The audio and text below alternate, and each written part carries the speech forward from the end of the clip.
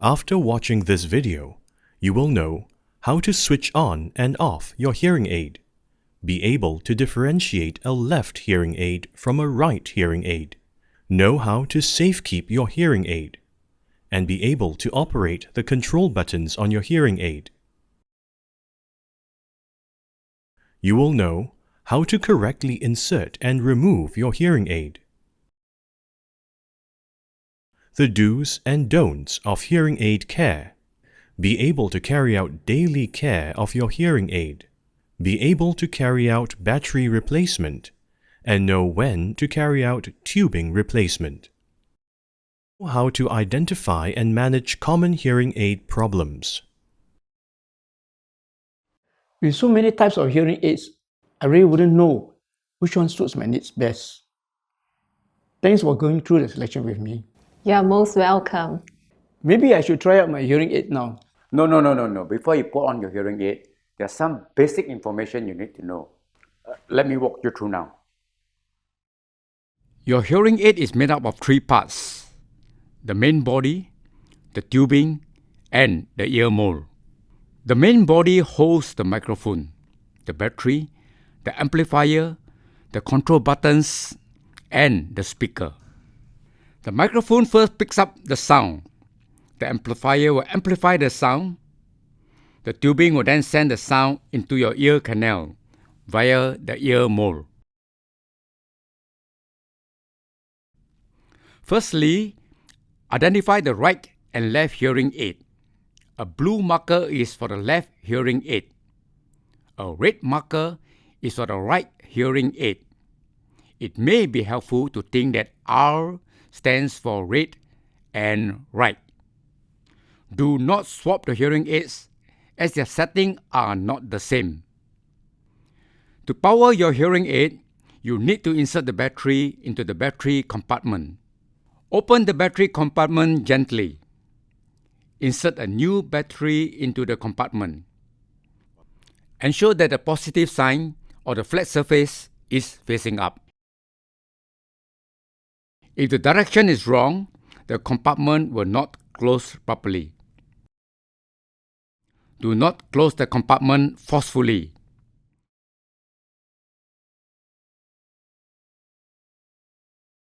Close the battery compartment completely to turn on the hearing aid. It is important that you switch off your hearing aid whenever you are not using it to maximize the battery life. You can switch it off by leaving the battery compartment ajar to disconnect the battery. When you remove your hearing aid, always return them to their box to keep them safe and dry. Remove your hearing aid before retiring to bed at night.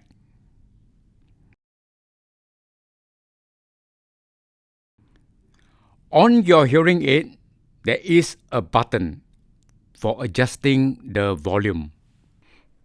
To turn down the volume, briefly press the bottom part of the button.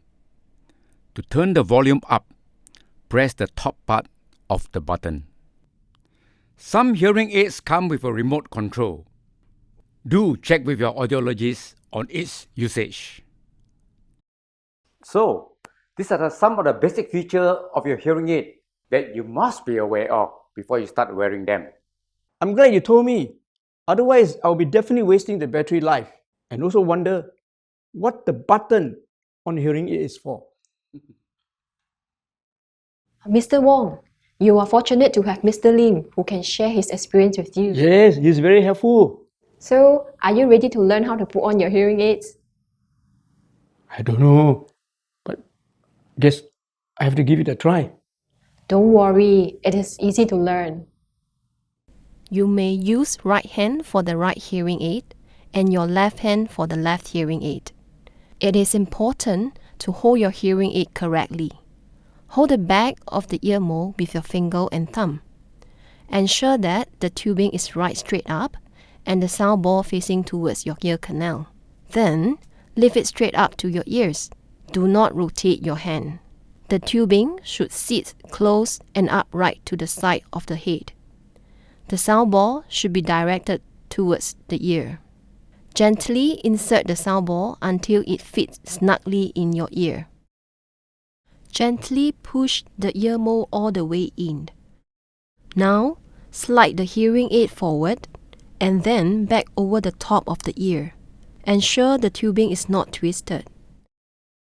Check your ear mold is inserted correctly by tracing the contours of your ear with your finger to see that it is sitting snugly. If you have turned the hearing aid on before insertion, you may hear whistling sounds as you put it into your ear. However, if the whistling sounds continue after you place it in, then it may indicate that the ear mold is not fitted properly in the ear. If the tubing is twisted, it may cause obstructions of the sound from the hearing aid and you may not be able to hear. Also, your hearing aid may not stay securely on the ear. Sometimes, the tubing can be rotated at a wrong angle to the ear mold. Check that it is upright as shown.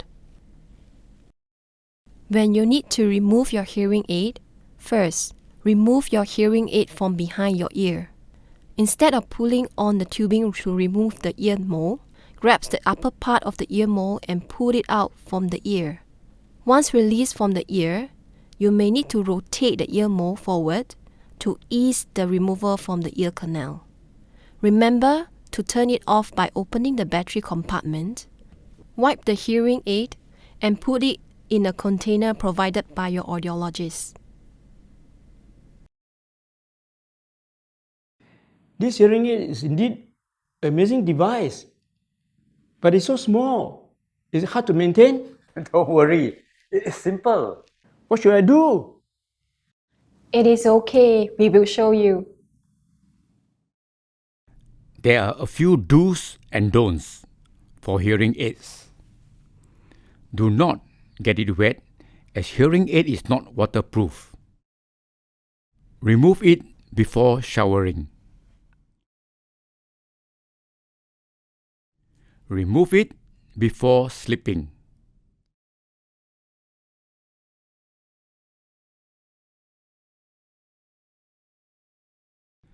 Do not drop it. Do not use hairspray on it. Daily care. Take off your hearing aid when not in use. Remember to open the battery compartment to switch off the hearing aid to maximize the battery life. Clean it with a dry cloth to remove any earwax, sweat, and other foreign material on the hearing aid and the ear mold. Brush the sound ball of the ear mold. Ensure the sound ball is facing downwards during cleaning to prevent any earwax from entering the sound ball. Put the hearing aid into the hearing aid container for safekeep. The hearing aid container has a drying capsule to absorb moisture. Change the drying capsule once its color has changed. If you are not sure, change the capsule once a month. It is important for the hearing aid to be dry and the drying capsule to be fresh.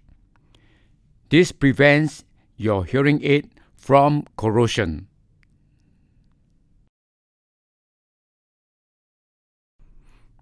Changing of battery. Depending on the battery size and your usage, the hearing aid battery needs to be changed every 10 to 14 days. You can buy the battery from the hearing clinic and some pharmacies. Open the battery compartment gently. Insert a new battery into the compartment. Ensure that the positive sign or the flat surface is facing up. If the direction is wrong, the compartment will not close properly. Do not close the compartment forcefully. Close the battery compartment completely to turn on the hearing aid.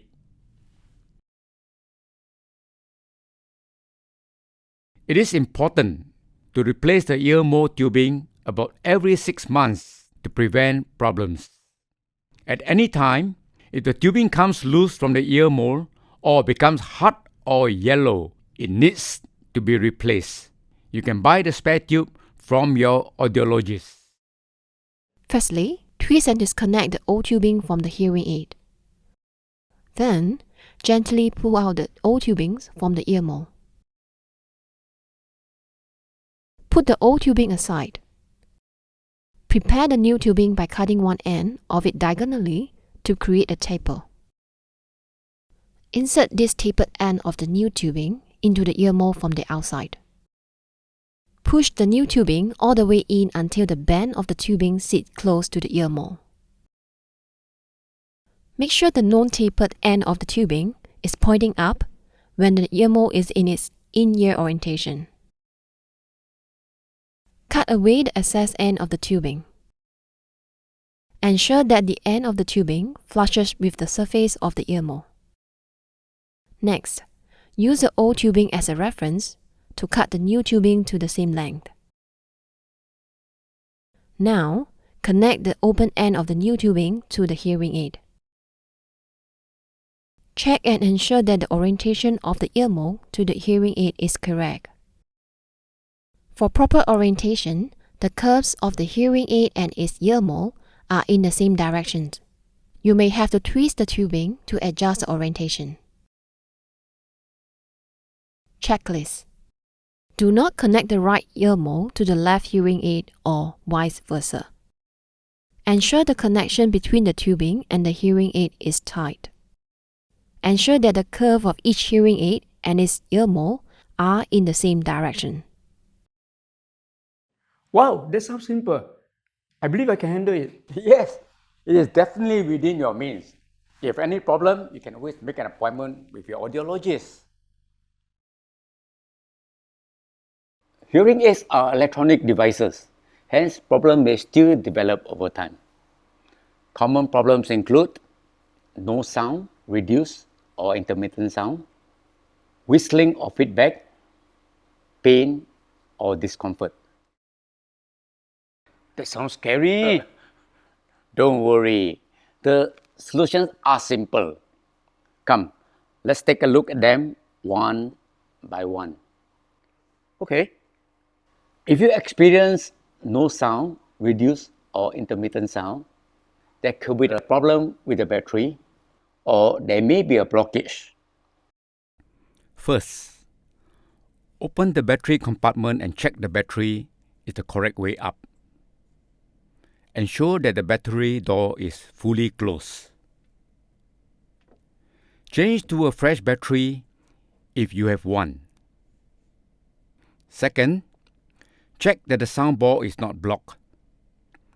If it is blocked, brush the soundbar to remove the earwax.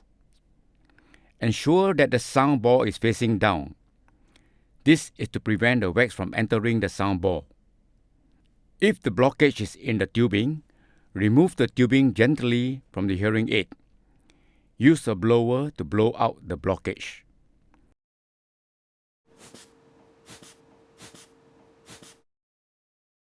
Reconnect the tubing to the hearing aid.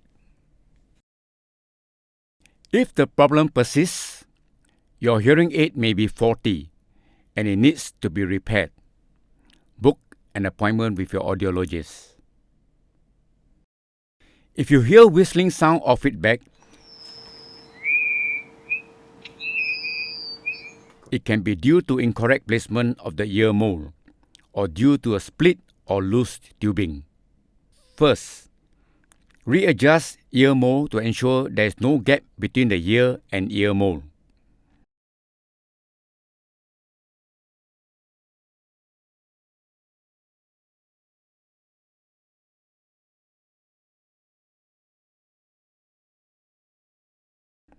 Next, check the tubing for split or loose connection. This is likely to happen if the tubing is old.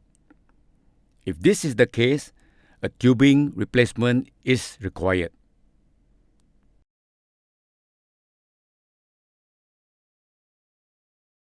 If you experience physical pain or discomfort in the ear after wearing a hearing aid, it can be because you did not insert the ear mold correctly. Make sure that you have inserted the ear mold in the right direction and you only push gently while inserting the ear mold. If the problem persists, it could be due to an ill fit of the ear mold. Schedule a checkup with your audiologist to seek advice if the problem persists. What I've described to you are some common problems I've encountered and solved them. That sounds simple to solve. But what if I have other problems and don't know what to do? When you don't know what to do, you can always contact your audiologist. I'm sure they'll be more than willing to help you. Oh yes,